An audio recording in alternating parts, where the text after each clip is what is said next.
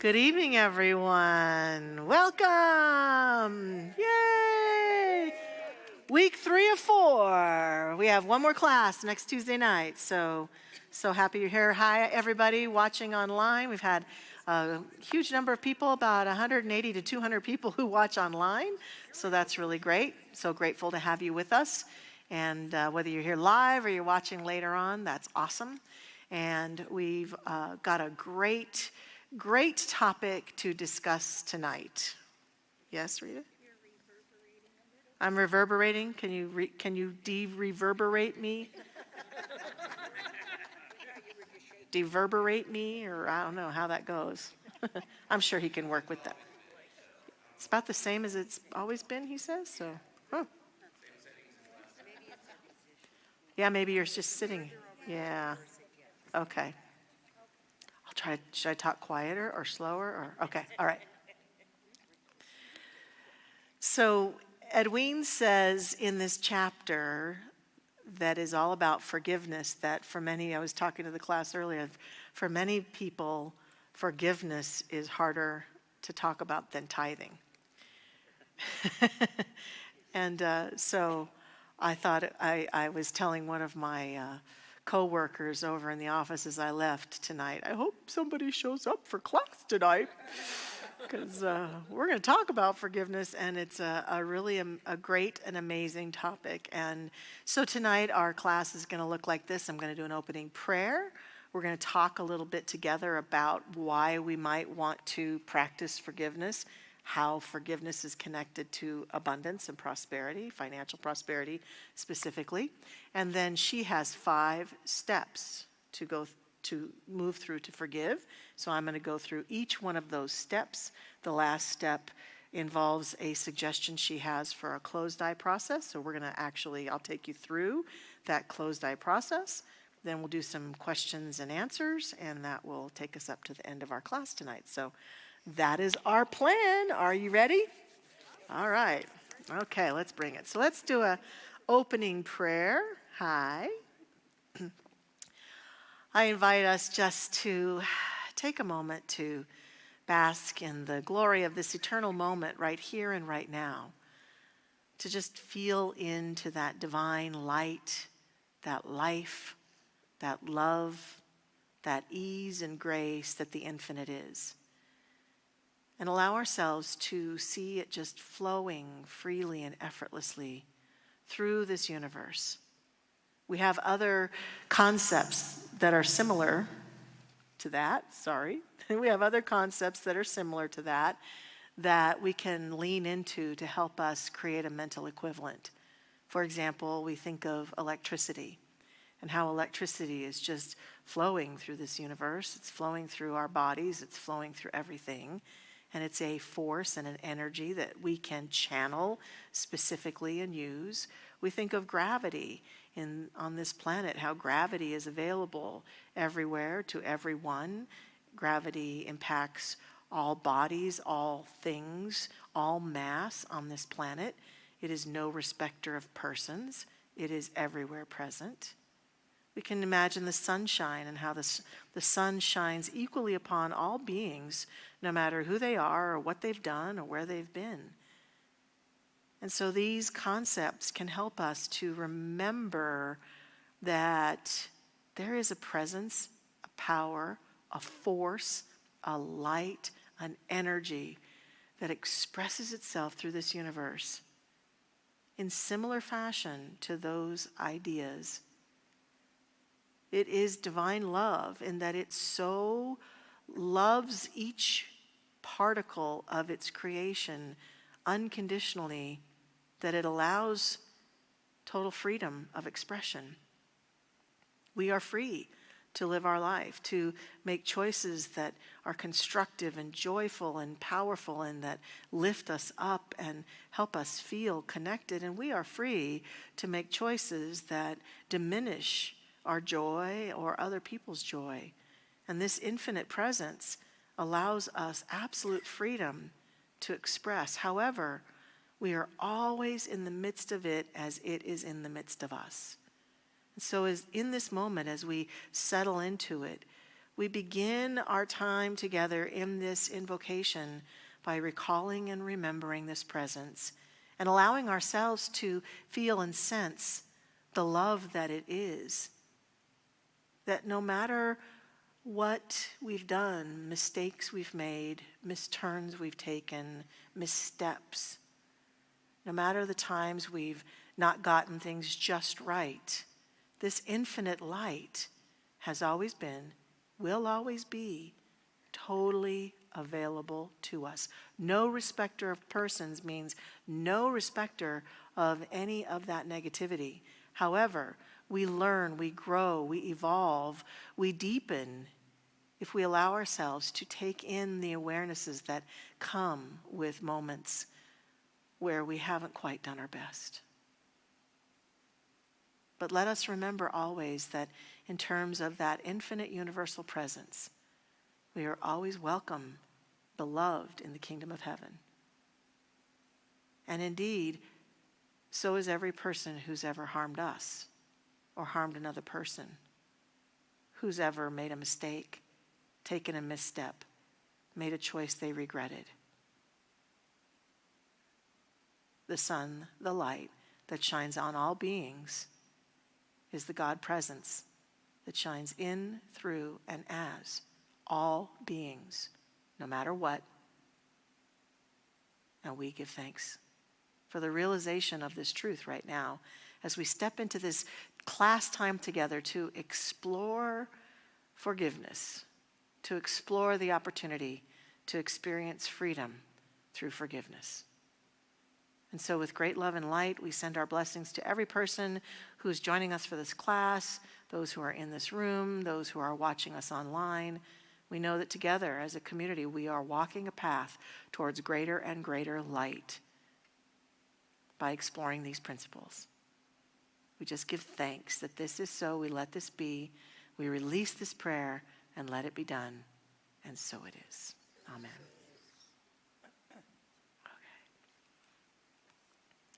I know that Nathan said some of the things were, yep, just all on its own. Some of us call it the Fred Vogt effect. We think that sometimes there's some little weird mechanical things that happen, and he's being mischievous. If there is an afterlife, he would be in it being mischievous, I'm pretty sure. Yeah, wouldn't he? Okay. So this chapter was one of the most impactful ones for me when I have worked with Edwene, gone to her workshops, read her book. It's a very impactful chapter because, as you probably know, I definitely think that forgiveness is an extremely valuable tool. I remind us all what I said on Sunday, that forgiveness is something we do mostly for ourselves. Yes, it does improve our relationships, whereby on a daily basis we become willing with the people that we share our life with and that we love, that we endeavor to communicate and connect in ways that allow us to be forgiving of each other and to extend that forgiveness in known ways. Absolutely, that helps. However, we've probably all had people from our past that we're not sharing this life with that have harmed us or hurt us or betrayed us or disappointed us. And we hold on to those moments almost like grudges and anger. One of my favorite quotes, if not my favorite quote about forgiveness, I think it was mostly attributed to Carolyn Mays, who said, resentment is like eating poison and hoping the other person dies. I remember very clearly, so in my childhood, when I was a teenager, after my parents got divorced, I was very happy that my parents got divorced. I know that might sound counterintuitive or not like other kids, but because of my tumultuous household, I had this romanticized projection. My parents are finally getting divorced. They're going to stop fighting with each other. They're going to stop all this bickering and nonsense, and I'm going to have this happy life with my happy mother and this happy life with my happy father. And I had it all figured out. I'm 13. I'm like the wisest person on the planet, right? Well, these these parents, I had to babysit them like crazy. I mean, they got married when they were 17 and 18 respectively because of me. I showed up on the scene and they got married. They didn't get to go through their wild late teens and 20s. So when they got divorced, they both did it then. And my father in particular was very excited about dating, and he went out and he bought hot cars and traveled and just had a grand old time, and often would just not show up for the appointed time. He was supposed to come pick up his 3 children and take us for the weekend, or go take us home and then be so exhausted from all of his playboyness that he would sleep through the weekend or watch football while we all sat around bored to tears. Well, this, I love it in this book. Edwene says that people are just not behaving the way that they didn't get Queen Edwene's edict about how to behave, right? And my father did not get Queen Michelle's edict about how to behave. He wasn't giving us time and attention. He wasn't taking us anywhere. He was being rude, and sometimes he wasn't even paying the child support. And so I decided that I was very angry with my father, and I was going to give him the old silent treatment. So I would go on these weekends with him, but I would just... I'm sure you've never been a teen or seen a teen do that, right? I'm sure I'm the only one who's ever done that in my teenage years. Or I would just give very curt answers. I was very angry, and I wanted him to know that I was very angry with him. And I wanted him to ask me why I was so angry with him so I could tell him off. And he was wise. He never asked. He never said, "Why are you so angry at me?" He just kept going. And that's where I learned about this notion that I was so angry with him. Eventually, I stopped going away with him on the weekends. I just said, I'm going to stay home and be with my friends. I don't want to go and hang out and watch football all weekend. And or watch you date some girl, or leave us alone while you go on some date, or that sort of thing. And so I just stayed home. And he went about his merry way, and he did not change his behavior one little bit. And I sat at home on those weekends miserable. And I remember after about 2 months of this, on my appointed weekends to go off with my daddy, that I started thinking, Michelle, you are an idiot. He's out just having a good old time, and you're sitting here so angry and resentful, and you're not getting anything from him. In fact, you're hurting you more than you're hurting him. He's not caring at all. He's just being him. How is this working for you? I don't think this is working. And so I realized that I needed to do something different to be happy, because I was getting pretty unhappy, and it was pretty toxic. I was getting depressed. I was very melancholy.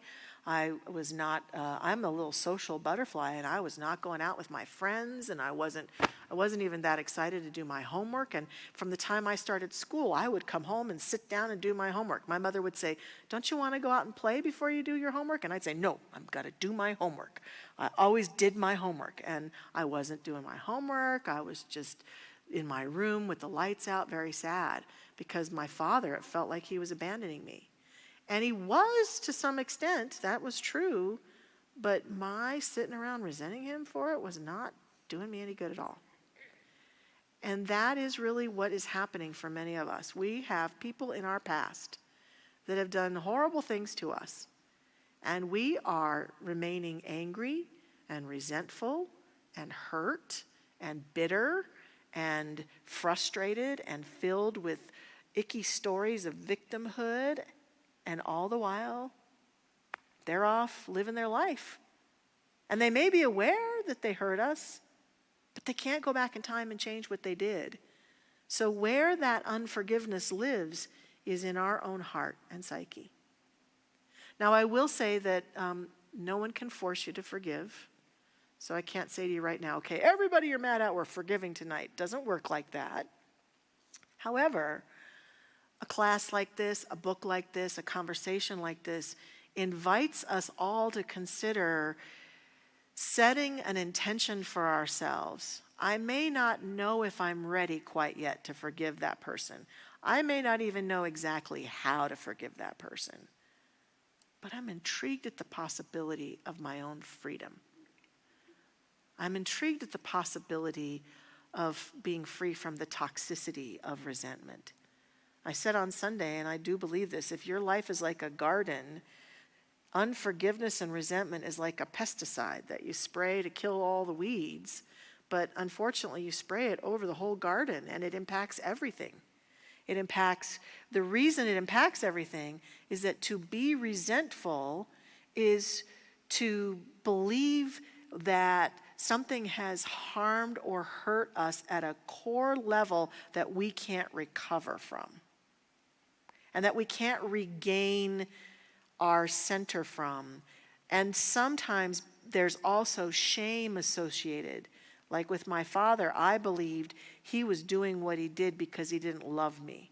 He didn't like me. Something was wrong with me. That if something was right with me, he wouldn't behave like that. Now, it didn't dawn on me at the time he was behaving like that with all three of us. It wasn't just, hey, I don't want to take Michelle out. Just leave Chris and Noelle at home. It wasn't like that. Or I'll just take Chris and Noelle and leave Michelle at home. It wasn't like that. He was doing it with all three of us. But I took it very personally that there was something unworthy about me. And that was part of my resentment. That if you loved me, if you really found me worthy, you wouldn't treat me like this. And that's the spot right there, isn't it? Because at the core of prosperity consciousness is worthiness. It's understanding I am worthy of all of the love that the universe has to offer. I am worthy of all the good. And when we are continuing to be resentful and unforgiving, that anger and shame and resentment, we may have every reason to think that we're rightful and we're righteous in our anger, but it doesn't really serve us because it gets us out of alignment with who we are.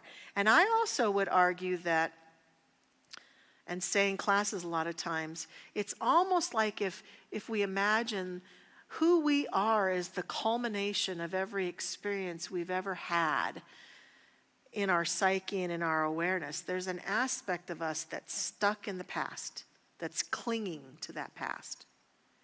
And so I have known, and I've watched some studies and talked to some therapists and psychologists who say that, for example, if I've got something in the past that really happened that harmed me horribly, and I haven't found a way to forgive and move on and release myself from that resentment, that means my energy is stuck there, so I'm not fully present in my life, number one. Number two, it means that there's a part of me that believes that horrible thing is a part of who I am, and it's a magnet for more of that happening. And so, for example, psychologists will say that people who get into abusive relationships, whether it's physical, sexual, neglectful abuse, will often find a recurrence of that condition, not only because they may have some belief that they deserve it, but they haven't done the work to heal their own esteem well enough to be able to say, I'm letting go of this resentment. And that creates more of an attractor point, and their picker is such that they pick people who just keep treating them the same way. So if you've ever had a series where the same lover betrayed you in the same way, only it was a different face, or the same parent did the same thing to you over and over again, or the parent did something and then you married somebody who did the exact same thing, sometimes those are indications that I've got some forgiveness work to do. I've got to resolve this painful occurrence in my past. And so it's connected to abundance, it's connected to prosperity, it's connected to everything.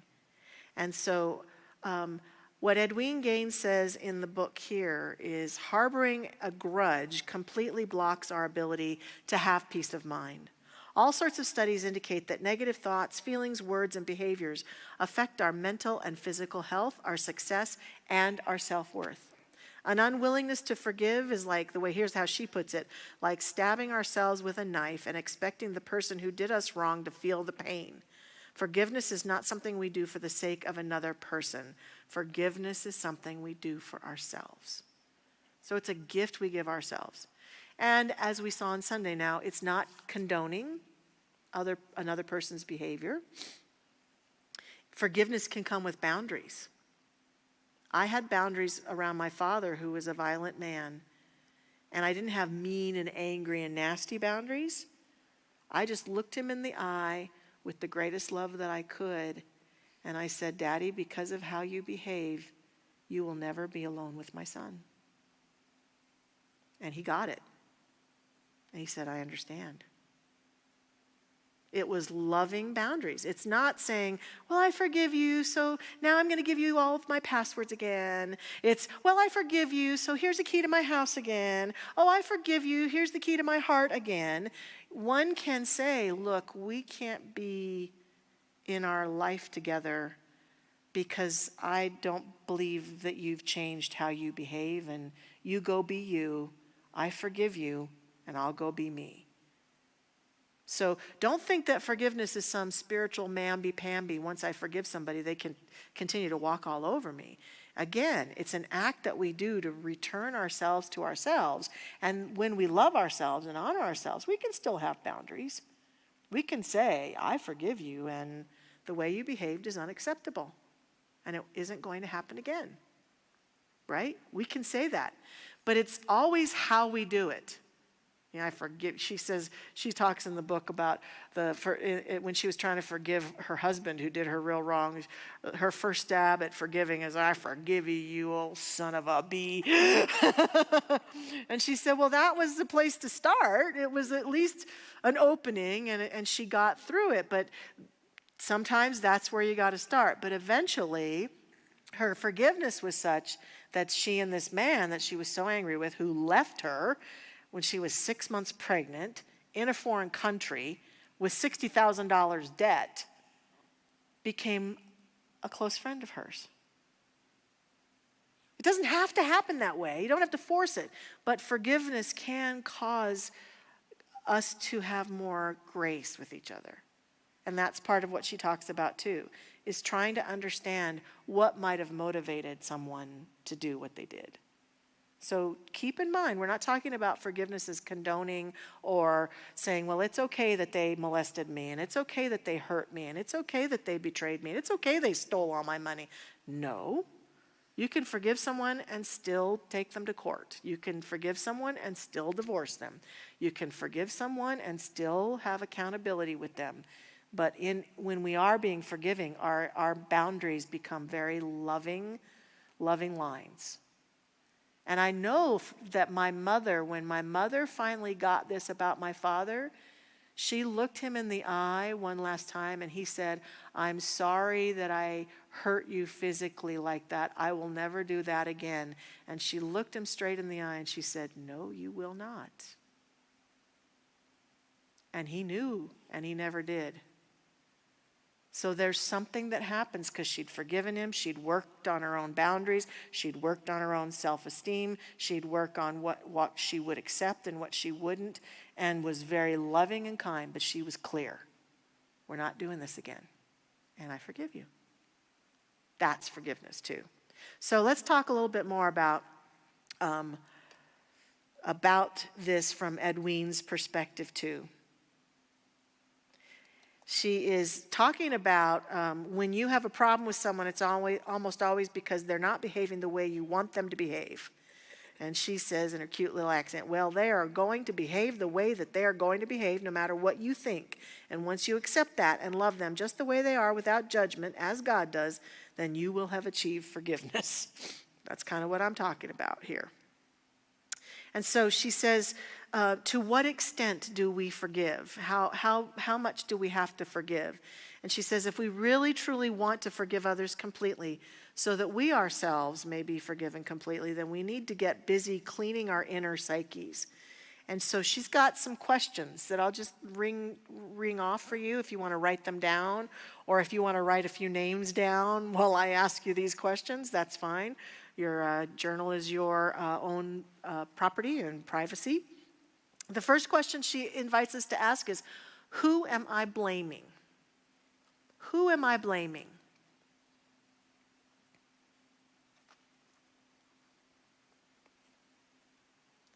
What am I blaming this person for? And you may think these are really easy answers, but these get you really clear into the heart of where's my work? Who am I blaming? What am I blaming this person for? And why am I blaming this person?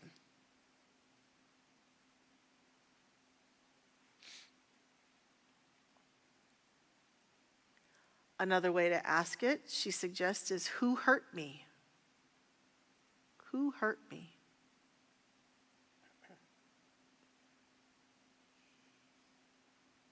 Here's a hard one.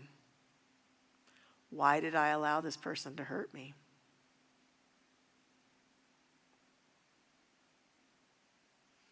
You know, this one reminds me sometimes of pacts of silence that we take when someone hurts us or harms us. Sometimes they threaten to do all sorts of things if we tell, especially in cases of physical and sexual abuse. My father was an abuser of my mother for the first 14 years of my life. I never told a soul, nor did he ever look me in the eye and say, don't tell anyone. I don't know why to this day. I never told a soul. But in some of my own personal work, I've asked myself, was I complicit in my mother's pain? By being a pretty smart, intelligent young woman, young girl with lots of relatives and teachers who paid attention to her, what in the world made me not say, do you know my father hits my mother all the time? I don't know why. To this day, I don't know why. But I've had to do a lot of forgiveness work for myself on it because I knew it wasn't right. What? This question often makes me wonder, why did I keep my silence? Why did I not say anything? Why did I not?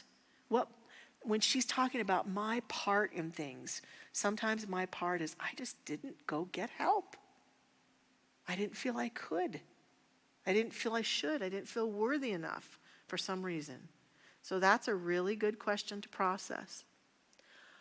What do I need to forgive? And she has, this one has a number of people. What do I need to forgive in myself, my parents, the government, the world? That's a big one, isn't it?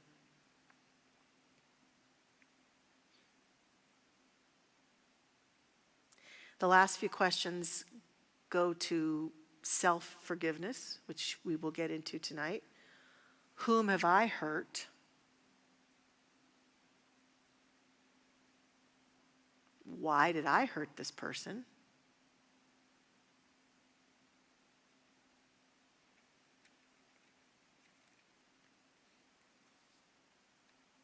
In what ways do I punish myself and others? In what ways do I punish myself and others? This is all the landscape of forgiveness. She talks in this next part about something that I think is really deeply spiritual and very challenging. She starts to talk about the role we ourselves play, which is similar to what I was just talking about, my pact of silence around some of my childhood stuff. When she talks about her own story.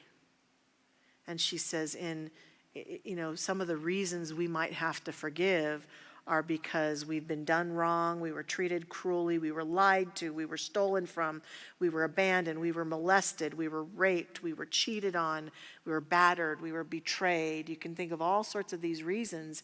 And she says that we can get really caught up in blaming the other person.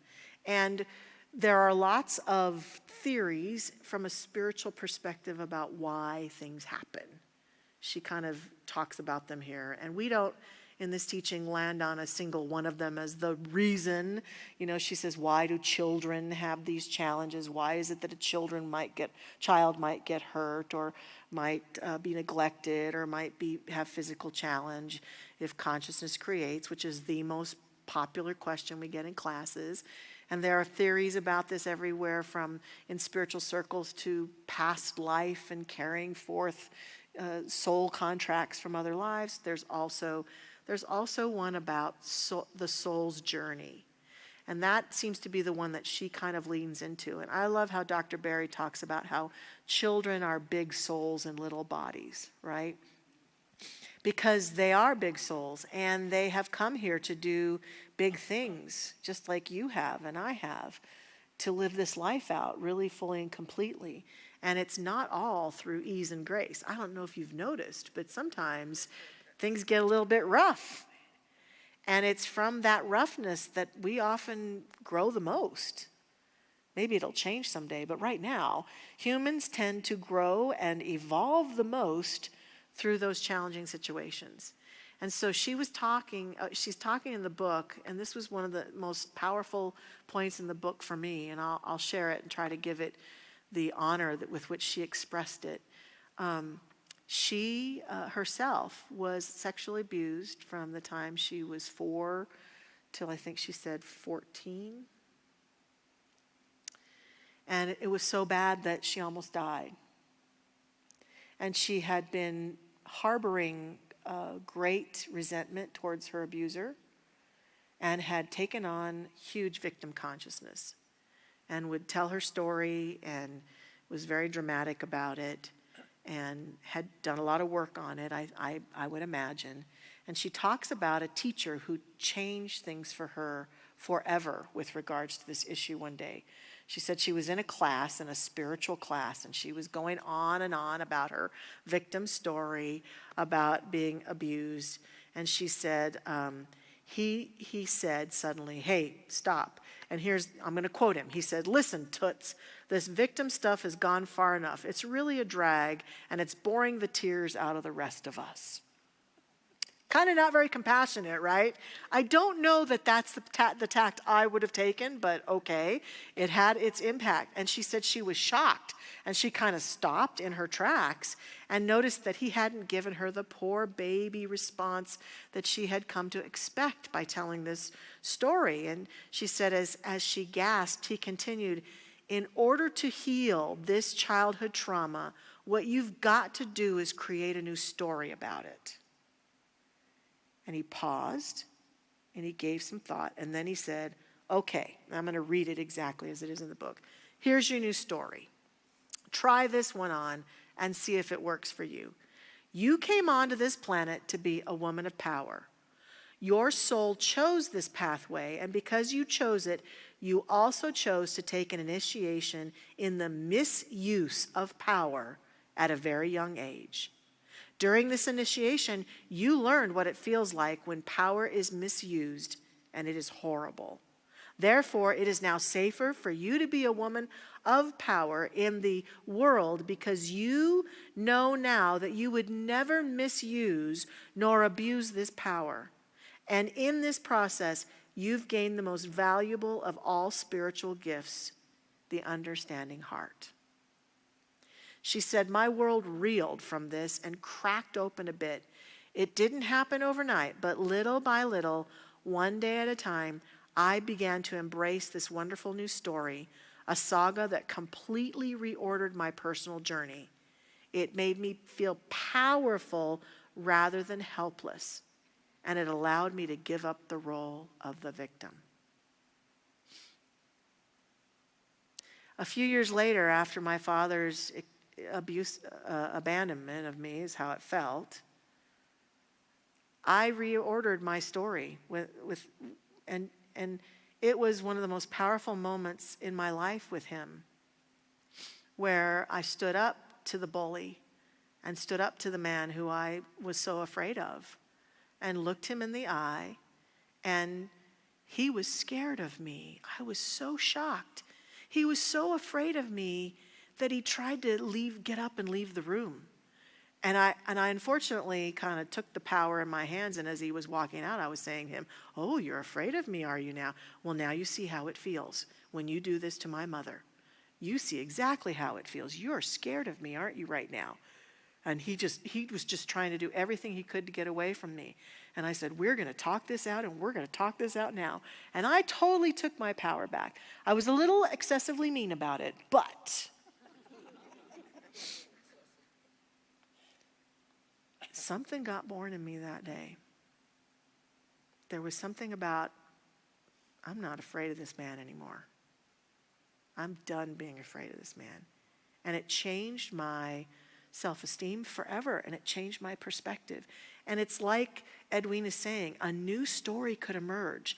And I'm sharing this tonight with us to say, okay, whatever forgiveness work has to be done in your soul, Edwene's story is a great example of a way to retell the story, to rethink the story. What is it that the soul is yearning for as it goes through these challenges? What is it that is seeking to evolve in me as I went through that breakdown or that breakup or that betrayal or that abuse or that neglect, or as I lost that experience and felt so angry about it? What got born in me? Because I've said now many times that if I do find myself on the other side and I'm told, hey, you want to go back, and I have any choice in the matter, I cannot tell you that I'm honestly going to say, yeah, I want another life where I have a bully of a father who's very violent and scares me. I don't know that I would choose that again necessarily, but I don't want anybody taking away what I've grown into because of it. I can't be spiritually disrespectful of that past because it's made me who I am today. It's made me grow into a woman of power who can stand with people who are going through just about anything and stand in love and light and not be shocked and not be horrified and not be dramatized, but really be with people in a way that can help them walk a pathway into greater power. That's what this does, and that's what forgiveness can do for us if we let it.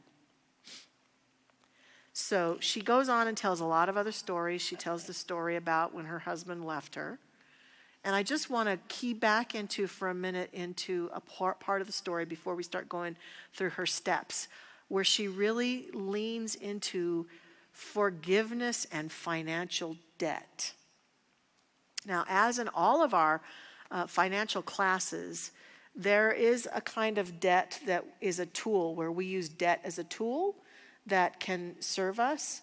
And I don't want to vilify debt. So if you've got debt, I don't want to say to you or have you take away from Edwene's book or this class, oh my God, I'm in debt. That's horrible, because it's not. It's not.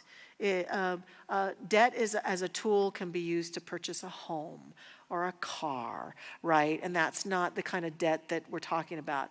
We're talking about the kind of debt where we wanted something, and instead of leaning into our consciousness of abundance to get it, we went and put it on a credit card. And maybe we do that over and over again. And maybe we do that over and over again. And maybe our debt is so profound that it's impacting our ability to thrive every month, because we've got so much debt that the income that we're having come in is challenging to make way for, because we've chosen to go out and buy clothes, or it's not that you shouldn't have clothes, but the way that we get those things, sometimes out of fear or out of indulgence or addiction, using debt in those ways, she says is connected to unforgiveness. That it's a way that we try to, I think, soothe ourselves, really. And so she's talking about understanding that when we start to forgive, we start to find that there are ways to get out of debt, to be more debt-free, to stop using our lines of credit and credit cards like they're cash, and use debt for the tool that it's meant to be used for. I would also assert that it's never what we do that matters, it's how we do it. It's learning to use credit cards. Like she says, it's not horrible to take a credit card and move the balance over to a lower interest rate card, or no interest rate card, or move things around, or utilize money and debt as a tool for yourself. But we're talking about that unconscious, I want it, I don't know how to get it, so I'll just put it on a card. Yay! When we could have maybe saved up for a month or two and or even done some prayer work about it and had that thing show up. That's part of why I've started learning that when I go into a store, if there's something that I want that I did not plan to get, that 99% of the time I make myself wait a few days before I go buy it.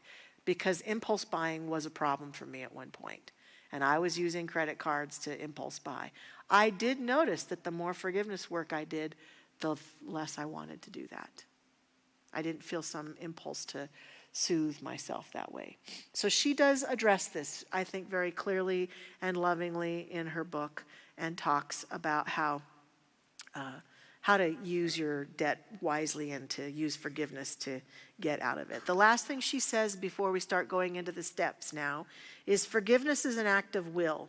You make yourself do it. You don't do it because it feels good or because you want to do it. You do it because the master, and she talks a lot about Jesus' teachings or the way that people have articulated the notion of the divine presence, told you to do it. Like many of the other laws in this book, practicing true forgiveness is not easy.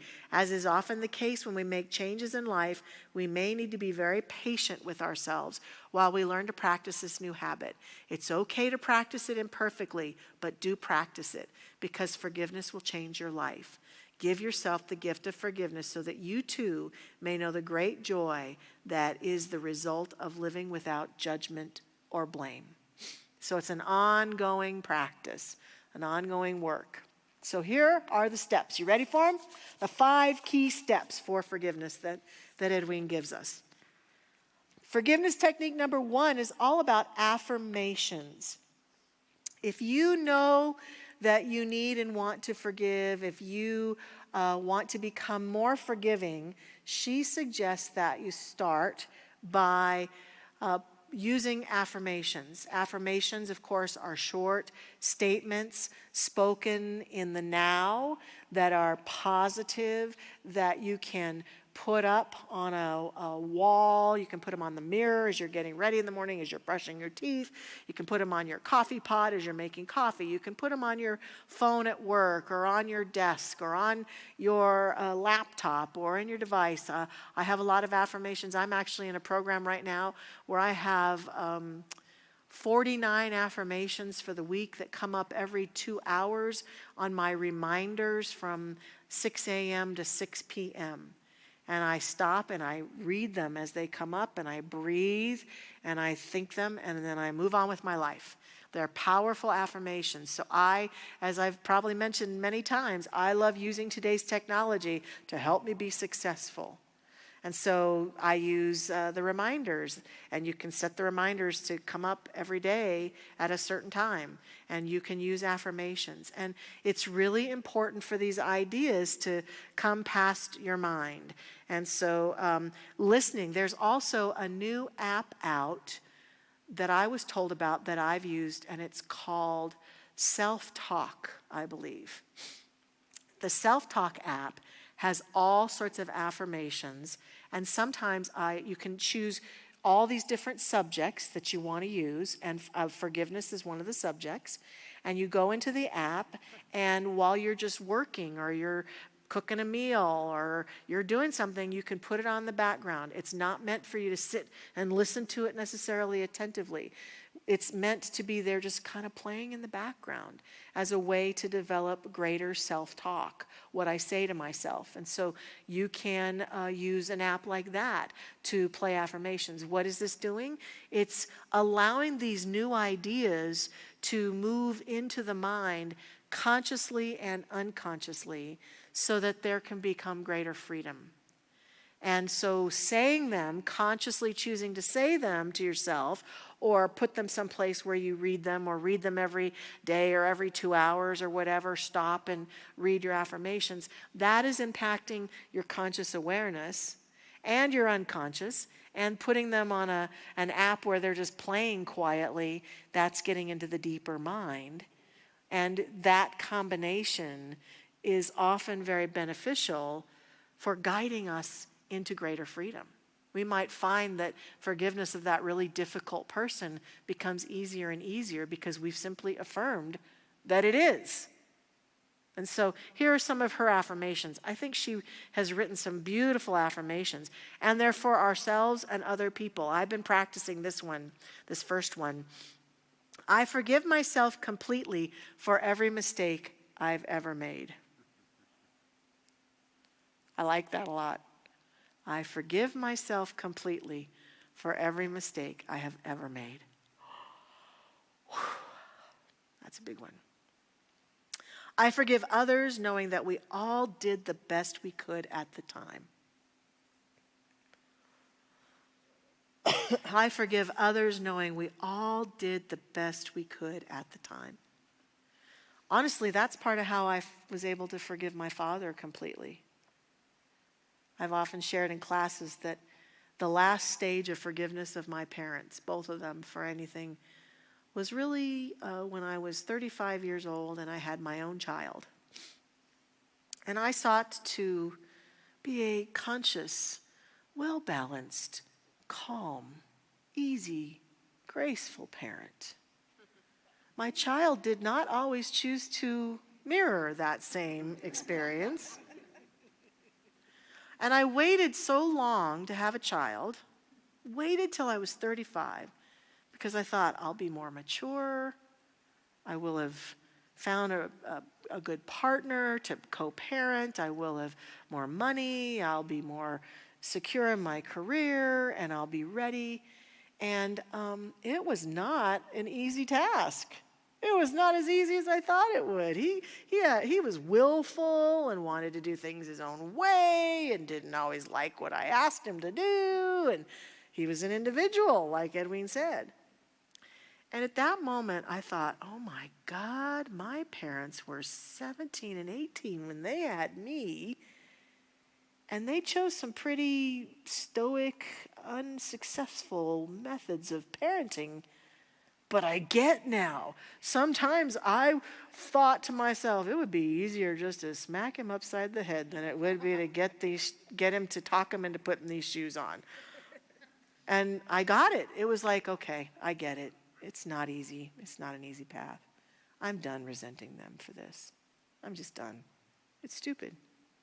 Everyone did the best they could. My teenaged parents did the best they could. That's just it. If they could have done better, they would have done better. So I like that affirmation. I let go of guilt, blame, shame, judgment, and hurt. That's a big menu there, isn't it? I let go of guilt, blame, shame, judgment, and hurt. Oh, okay. Tall order, great affirmation. This is a good one. I am free from condemnation. I like there's this one part in the book where Edwene is talking about how people don't always do what I want them to do, and some of them have automobiles. And so she's talking about the thing that's really great about this is that it's not just these big overriding issues in life where we've got hurts. It's the daily experience of sharing this life with other people and just getting that people aren't always going to drive the way you think they should drive. People are not going to always say the thing you think they should say or go the way you think they should go. And that if you stop condemning and just try to be present, you're going to be a lot happier. So giving up all condemnation. And this is a good one to affirm. It may not be the truth just yet, but this helps us get there. I forgive my parents completely. I forgive my parents completely. I forgive everyone who did not give me the love and attention I desired. I forgive everyone who did not give me the love and attention I desired. I forgive myself for my unconscious behaviors of the past, and I forgive others theirs as well. I forgive myself for my unconscious behaviors of the past, and I forgive others theirs as well. And the last one, I allow myself to feel forgiven and to move forward in life. I allow myself to feel forgiven and move forward in life. So find a way to use some forgiveness affirmations using these, or maybe some of your own. Maybe you want to name them. I forgive my father completely and totally. I forgive Charlie completely and totally, whatever it might be. There's a lot of people who talk about how when Jesus was asked by his disciples if they should forgive 7 times, he said, no, forgive 70 times 7. And so there are some forgiveness practices of writing affirmations 70 times for 7 days. I went through a period where I practiced that, where I wrote every day, I forgive, and then I would say this. I would say the same person. I think I worked for a while. This was when I was really young. At one point, on my father, I forgive my father. I forgive my father. I did it 70 times every day, and then I would burn it in a fire of ceremony, just saying I'm letting this go and watching the smoke come up and say it's done. And I did it for 70 days, or 70 times for 7 days. And so sometimes it's need to forgive myself, and I've done that too. So you can't go wrong with affirmations. It can really get the ball rolling and get things started. So that's technique number 1. Technique number 2 is something that she's talked about for years. She says every night before she goes to bed, she takes a little time to ask herself, have I put anyone out of my heart today? Have I put anyone outside my heart today? And she says, I'm not proud to say that I usually have, and it's always for the same reason. This is where she says that thing. Some poor soul did not get Queen Edwene's edict about how to behave on planet Earth. Then I take time to forgive myself for this judgment made in unconscious moment and release my need to control other people's behavior. And I come back to, again, how other people act, drive, speak, dress, speak, spend, vote, and generally behave is none of my business. See, a lot of this, she started this whole chapter on how much we get into everybody's business. If there's some crime out there in the world, we're trying to figure out whose side we're on, and we're all over who we blame and who's to blame and who's done wrong, and all the political stuff that gets us all caught up, and how we're always out there in resentment about this politician or that policy. And she kind of just goes to this place where she's like, you know what? It's just a waste of energy doing any of that. You know, it's just really not helpful. So who have I put out of our heart?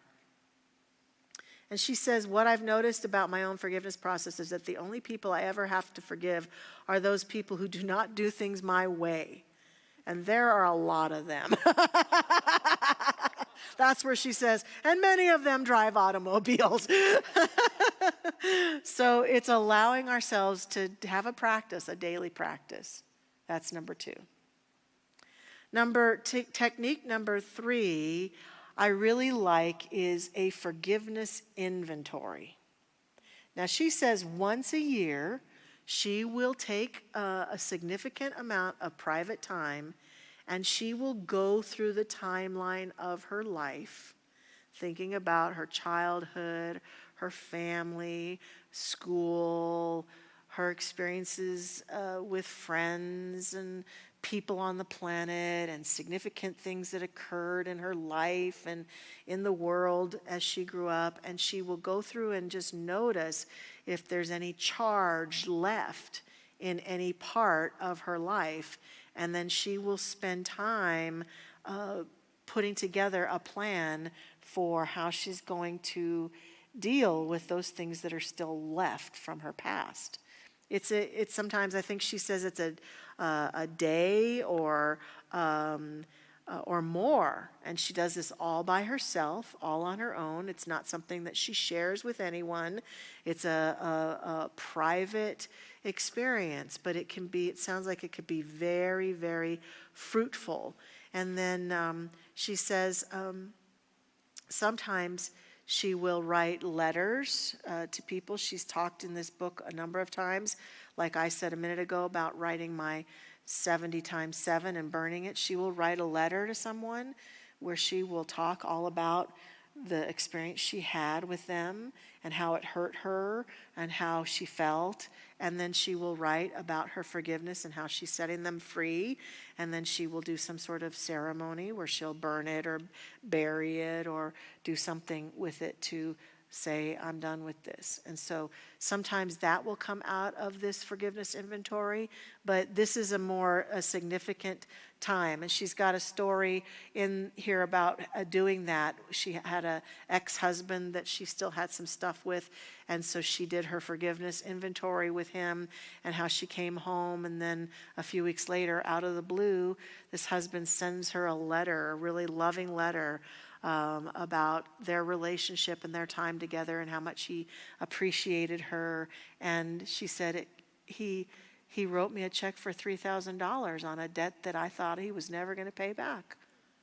And so she's got in her mind real world experiences about the more she forgives, the more she's financially prospered. She's got direct experience. I forgave them, they sent me a check.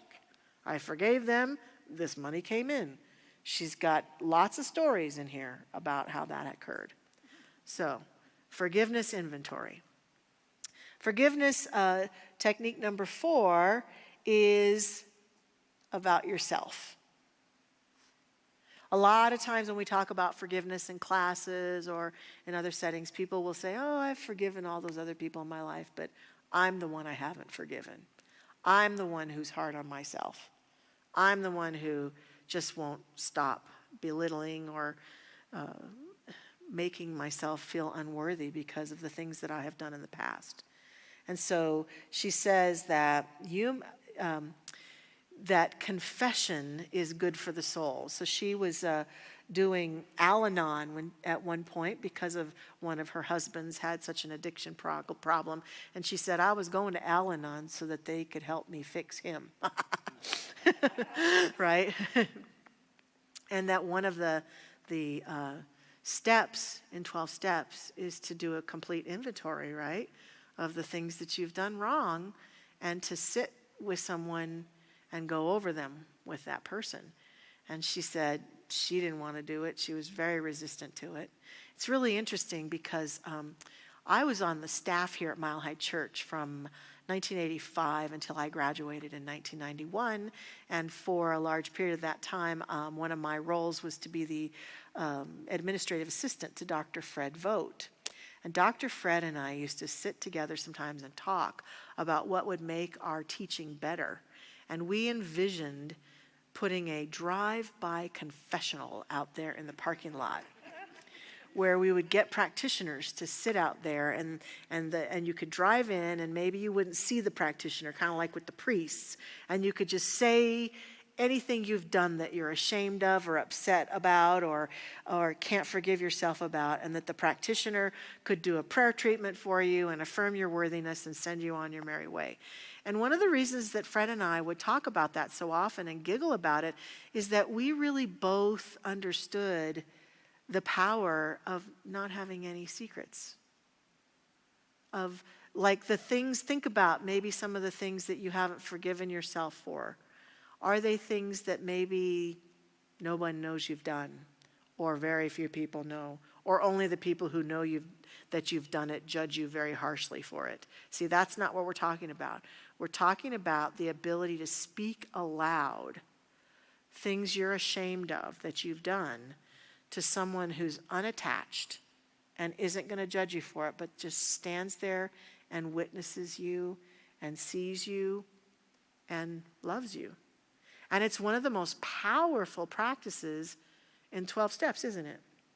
It's one of the most, for a lot of you who I know have worked with the 12 steps, it's one of the most powerful steps in the world to do this. And so Edwene talks about how she went back through her life, and she says, you must go back over your life and write down every single dumb or wrong thing you've ever done. For some of us, this will take a while. Then you must share your list with someone else. And of course, in Catholicism, they called it confession, right? I was Catholic for a while, and I went to confession. Of course, you don't go out and confess it to the whole world. You find someone you trust, explain what you want to do, and ask the person to be there for you. It was really powerful and profound for me at one point in my life, the freedom I felt when I realized that everything that I've ever done that I'm really ashamed that I did, every mistake that I wish people didn't know about, I've now told somebody on the planet about it. I've confessed totally. And I remember Dr. Peggy Bassett used to say in Huntington Beach, "You're only as sick as your secrets." Now, why is this important? Remember we were talking about the aperture thing, those of you who were there on Sunday. Like, secrets come with shame. If I've got a secret and I don't want anyone to know, the feeling that is there behind it is shame. And shame is an aperture closer. And when we can confess the secret and not be shamed for it, that's why you don't necessarily go to the person you did the thing to, although sometimes in 12 steps that is a step too, but it's to make amends, right? But in this step, what she's talking about is you having an inventory of the things you are ashamed of or can't forgive yourself for that you share with someone else. And the person their only role is to listen. They're not to absolve you. They're not to give you 3 Hail Marys and send you home. They're not to do any of that. They're just there to listen and say thank you and move on so that you can speak them out loud. And she shares her experience of doing this with a woman that she did. And this woman listened to her and she was really nervous to do it. And this woman just said, "Honey, I've had worse things like that in my eye." You know, the thing is, a lot of the stuff we're ashamed of, it's not as bad as we think. But we might think, if other people knew this about me, oh my gosh, they would never love me. They would never accept me. And we come to find out that's not necessarily so. That's a story we tell ourselves that keeps us from forgiving ourselves. So she uses the technique of confession as a very clear way to forgive ourselves. The last technique we're going to go over is one that comes with a closed eye process. And so I'm going to lead you through it, and we're going to actually do it. And then when we come out of it, we're going to have some dialogue together. So this technique is about using God, the divine, to help us. Because she says sometimes when we can't forgive ourselves, we might need to rely on some inner presence to help us learn and see the love that we are. And so we're going to play some quiet music. I would strongly encourage you to close your eyes if you don't feel safe or comfortable to close your eyes, to keep your eyes open and maybe find a place just in front of you to stare. Those of you watching to stare softly. Those of you watching online, I encourage you to do this with us right now, unless you're driving. If you're driving, please don't close your eyes and do the process, but get yourself to a place where you can be still and just join us in this journey. And so take a few deep breaths. And let's affirm together that relaxation is just pouring through the body. Ease and grace is pouring through the body.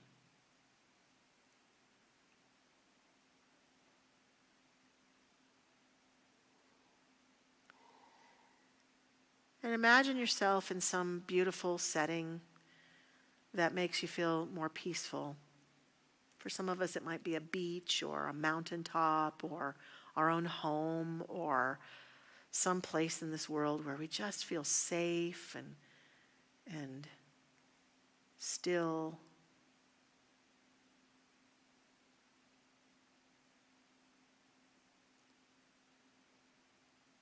And just feel with every breath in and breath out an ease, a grace, a stillness that just is taking over, and a feeling of safety. An intention to feel how loved we are. We started our class off with a prayer that affirmed and accepted that no matter what we've done or haven't done, what mistakes we've made, we are loved, accepted, sourced by that infinite unconditionally. And so as we're in this safe inner space of the Most High, within our own beingness, let's imagine together that a being who represents for you the holiest embodiment of God's love is suddenly standing there with you. That person could be Jesus or Buddha, maybe Mother Mary, Muhammad, Kuan Yin, the Dalai Lama, could be Roger Teel, could be anyone who's living or who's gone beyond, could be Maya Angelou, could be Reverend Dr. Martin Luther King Jr. Who is it who is the living embodiment of God's love? Just feel this presence. Let this be a being who you feel great love for, and you know that this person is someone whom you could speak to with total honesty and trust.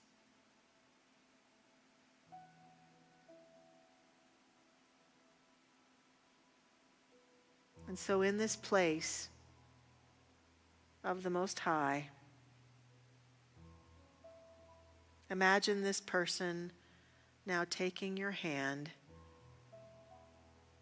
holding your hand, and possibly placing an arm around you as they say to you, I love you. I love you with an everlasting love. I've always loved you.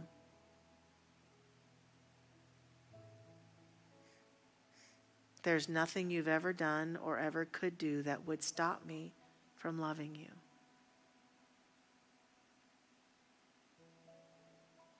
Just breathe that love in. And maybe they say it one more time to really help you get it. I love you. I love you with an everlasting love. I've always loved you. There's nothing you've ever done or ever could do that would stop me from loving you. Feel that love and feel your heart open up to receive that love. Feel it cleaning out all of the bad feelings of guilt and blame inside.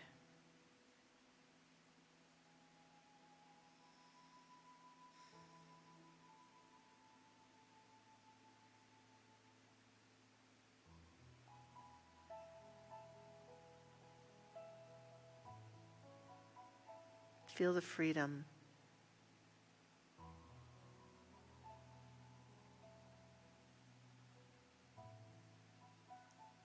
And the next step is to call to mind someone that you need to forgive, but who you haven't been able to forgive.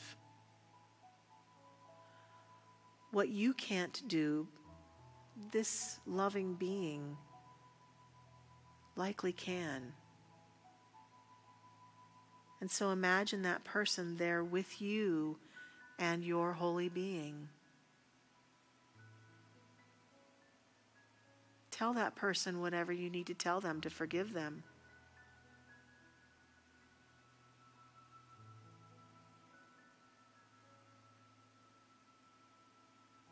Feel that healing taking place in this safe space with you, the Holy One, and the one whom you are forgiving and setting yourself free with.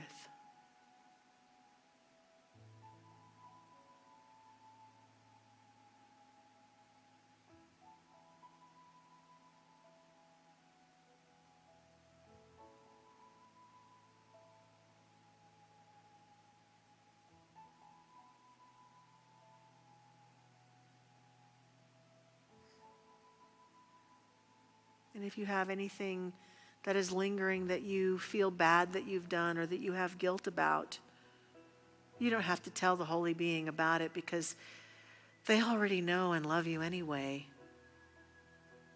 Yet you can feel free to ask for forgiveness and help in forgiving yourself. You can look them in the eye and say, I ask for forgiveness and ask for continued help to forgive myself. And imagine that being smiling at you and saying, my beloved, it's gone. You're free. You are not guilty. You're not guilty. Feel how wonderful it feels to let go of all that pain and guilt. You don't need those bad feelings anymore. Release them. Let them go. Take a deep breath and say to yourself quietly in your mind, I'm free. I'm forgiven. I'm free. I'm forgiven.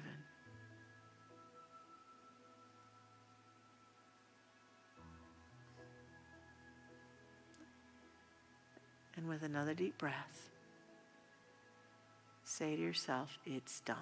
It is done.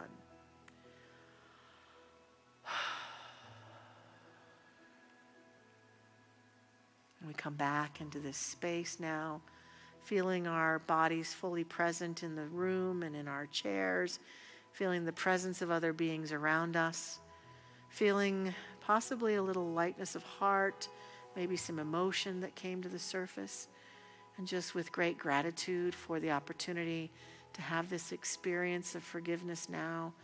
Let go, let it be. Know that this space, this process is one that we can return to as many times as we need to truly set ourselves free. So with a deep breath, we just let it go, and so it is.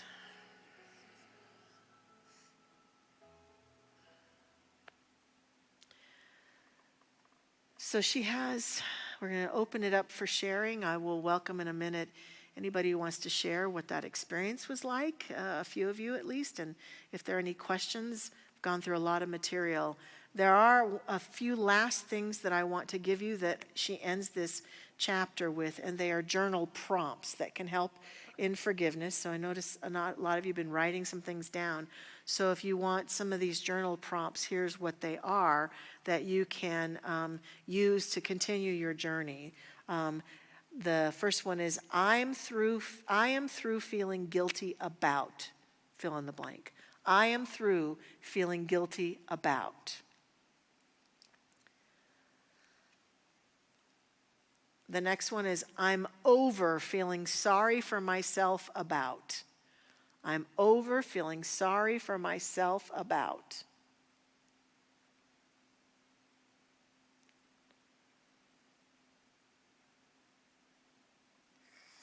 The next one, I'm no longer going to blame, fill in the blank, for, fill in the blank. I'm no longer going to blame Mark for not bringing me enough coffee. Right, Mark?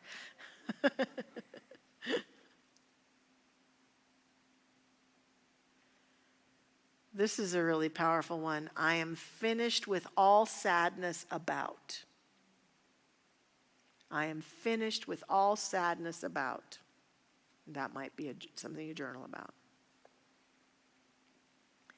Connected to what we talked about earlier, I forgive my parents for. Fill in the blank. I forgive my parents for.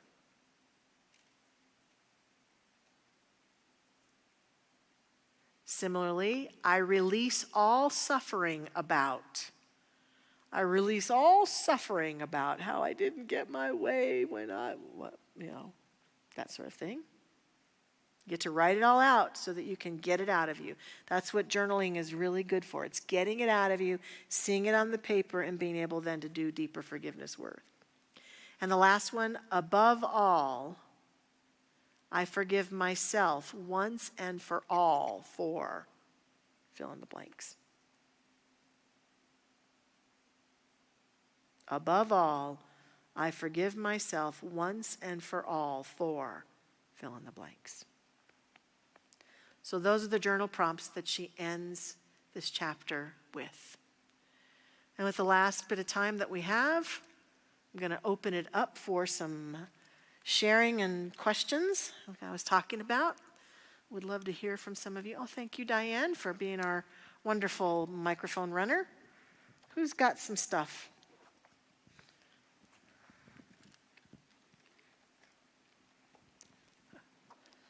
We took you into a quiet place tonight, huh? Okay, back there in the back. You wore your running shoes too. That's good. Thank you.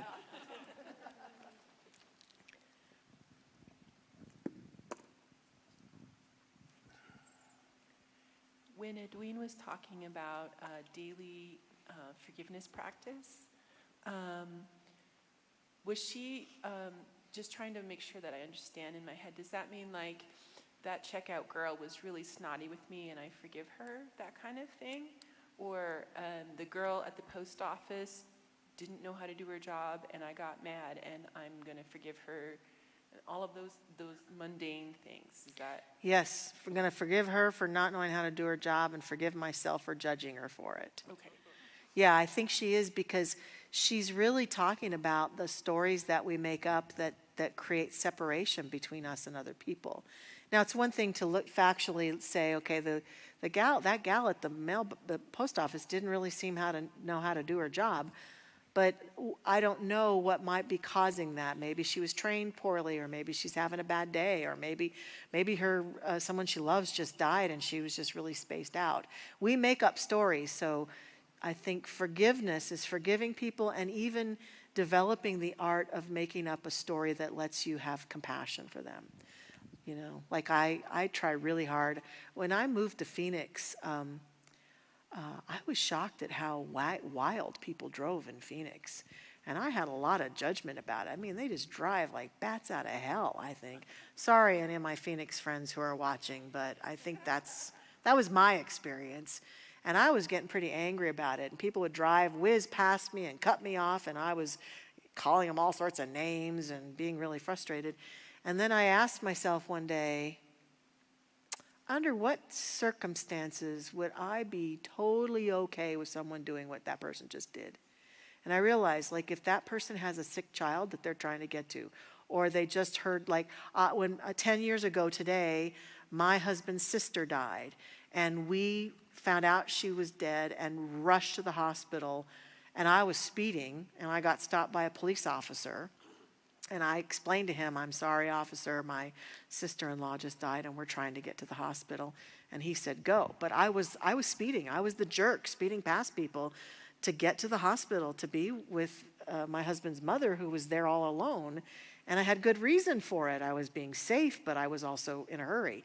So I remember that day and I think, I don't know what might have caused that person. So it is those daily interactions where we just become more forgiving and understanding and compassionate and loving. And again, not without boundaries. We certainly don't go, oh, well, I'm going to forgive them and they don't have to do their job. I can say, I need you to do this job for me. I need it done right, but I can forgive them for doing it wrong the first time. And it just expands us. It makes us happier, more compassionate people. So yeah, I think it is in those everyday little ways. Thank you.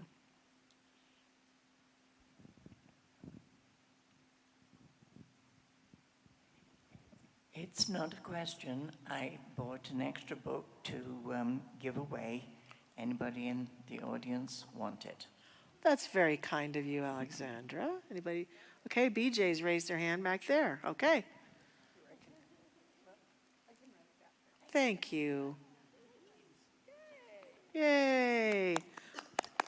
Wonderful. Thank you very much. Peter, do you have a question?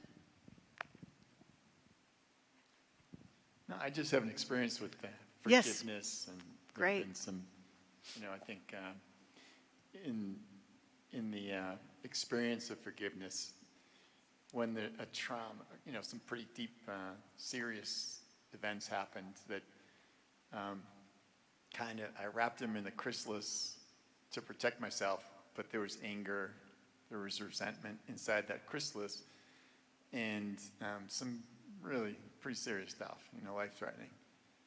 And with the forgiveness exercise, what I noticed was the anger and the resentment block any chance of being free and releasing it. Yeah. And eventually, when I forgave and released, there were other butterflies that came out of it, like compassion, empathy, because the person that did these things, and when I look back, I didn't realize it, but after I forgave, I saw they had limited experience. They didn't have the tools. Mm-hmm. And even though the behaviors weren't forgiven, I had empathy and compassion for them and the trauma they experience, mm-hmm. trying to navigate through something they weren't equipped to do. Yeah. And it's very, relieving. And then my relationship changed with them. Yeah. I didn't forgive the behavior, but I had empathy and compassion, and the relationship shifted to more of love and a relaxed, peaceful interaction versus the resentment where you're all closed up and angry. Mm-hmm. And it's really a beautiful thing. It's not easy. It takes a long time. And I think the 70 times for 7 days, it really takes a long time. But once it starts to release, it's an incredible transformation. Yeah. And you can learn so much from it. Great. Yeah. Thank you. Beautiful, beautiful. Thank you very much for sharing that. Wonderful. Is that Jackie back there? Oh, yeah.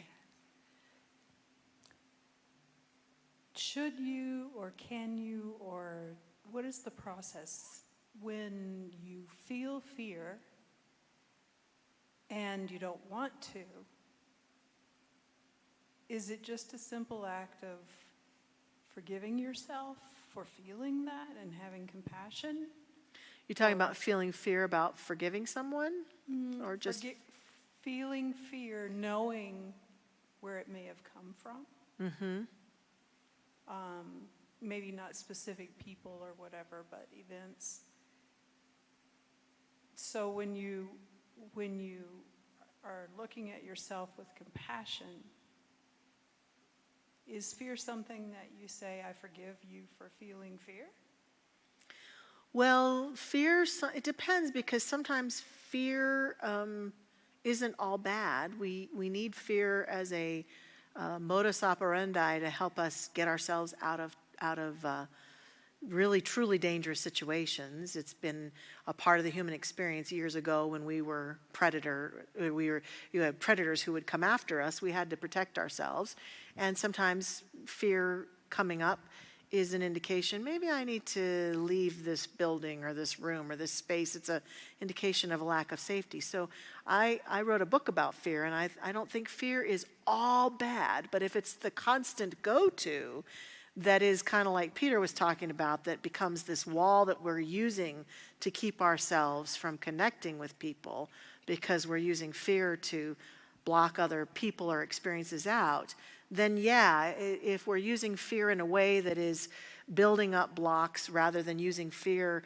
as a natural indicator of, I don't think I'm supposed to be here, I'm going to go right now, two different things altogether, then yes, you might have to offer yourself forgiveness for feeling a fear that doesn't serve you, or just using fear as a go-to mechanism for life. And so it might be an act of self-forgiveness. Absolutely. Does that make sense? Okay, good.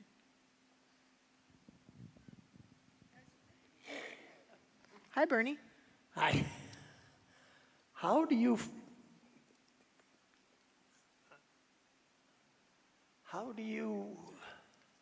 forgive somebody that keeps on coming at you?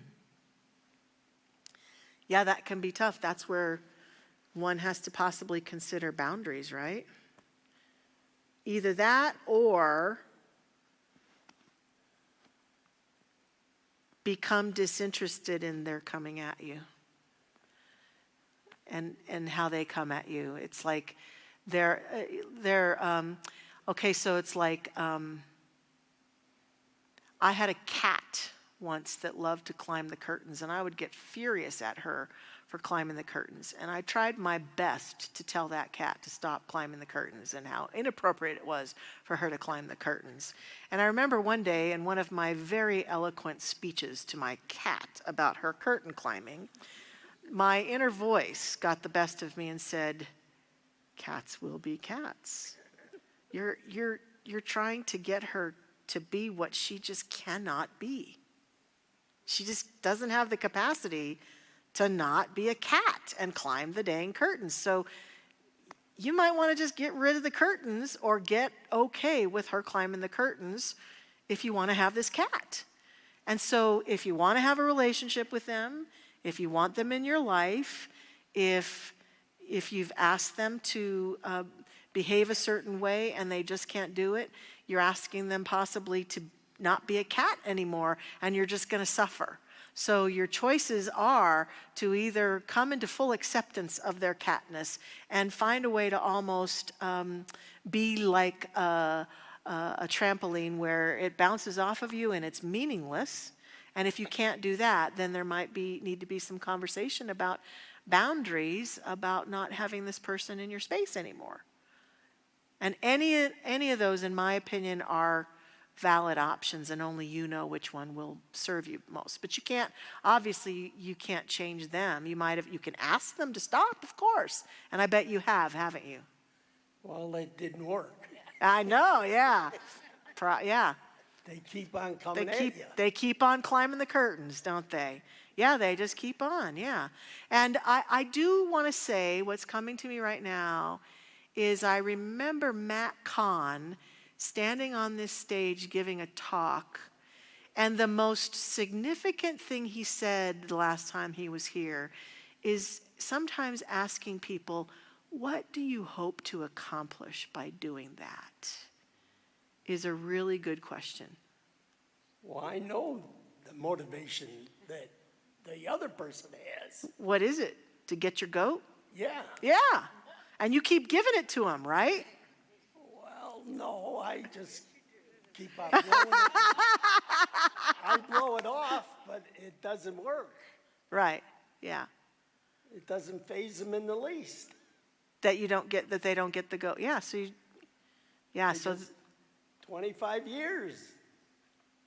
Mm-hmm. They keep on coming at you. Yep. BJ, do you do that really? No, I'm just kidding. I'm just kidding.